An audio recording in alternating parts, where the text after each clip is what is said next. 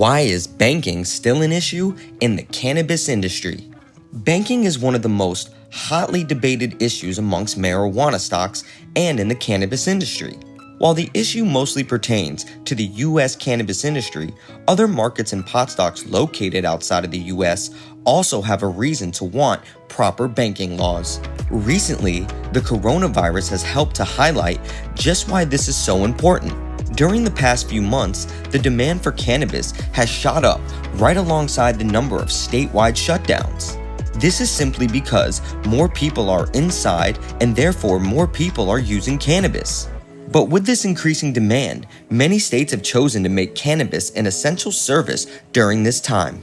Although they are considered essential, the federal government has yet to see the importance of the cannabis industry and therefore has not put any permanent banking laws into place. The cannabis industry and the problem with U.S. banking laws. Since the age of the arguably failed war on drugs, laws regarding cannabis have been extremely harsh. More people than ever were wrongly convicted for non-violent marijuana-related offenses. And despite marijuana being legal in the majority of states in the US, either recreationally or medicinally, the incarcerated continue to do their time. But many leading cannabis stocks and smaller cannabis companies have had an extremely tough time operating in the US.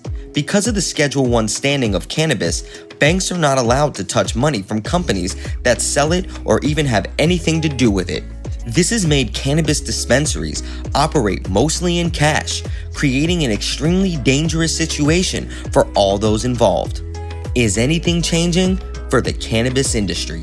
With loads of money being sent out to businesses as part of the Federal Recovery Assistance Program, cannabis companies seem to be exempt from receiving these funds.